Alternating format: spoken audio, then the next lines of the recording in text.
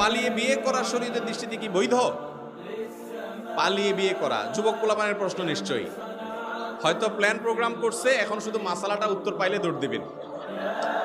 দেখেন, ভালো করে শুনে রাখেন, বিয়ে কি ভালো কাজ না খারাপ কাজ? খারাপ কাজ? ভালো কাজ। তো ভালো কাজ কি মানুষ চোরের মতো পলায় পলায় করে? চোর চুরি করতে না পলায় করে? আপনি কি চুরি করতে যাচ্ছেন? তাহলে বাঘের বাচ্চার মতো বুক ফুলাইয়া প্রকাশ্যে ঘোষণা দিয়ে করবেন। হাদিসে আসছে আলিনু হাদান নিকাহ, বিবাহকে তোমরা প্রকাশ করো, জানান দিয়ে করো, ঘোষণা দিয়ে করো।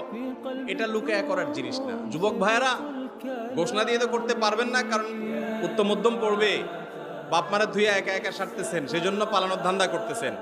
আমার কথা শুনেন, বিয়ে জীবনে একবার করবেন, পালায়া টালায়া করবেন।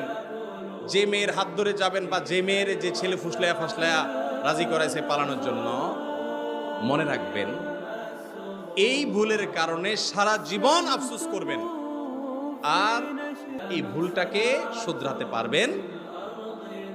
কারণ কি?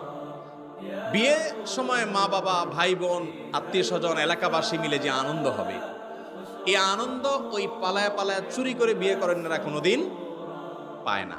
অন্যদের খুশির ছোটে বিয়ে হবে, আনন্দ হবে, এগুলো দেখে দেখে পরে আফসোস করবেন, হায় রে আমার কপালে কি হলো, অমুকের কথায় ফুসলানের চোটে তার হাত ধরে পলাই গেছে। এরপর দৌড়ের উপরে থাকবেন। খবরদার, অভিভাবক এবং মুরব্বীদেরকে সম্মত করে বিয়ে করবেন। বিবাহ বহির্ভূত সম্পর্ক করে এরপরে হাত ধরাধরি করে পালাপালি করবেন, এই সমস্ত নাটক করবেন না। এটা চোরের খাসলত। আপনি কি চুরি করতে আসছেন? কেন এই কাজ করবেন? অতএব পালাপালি করে বিয়ে করবেন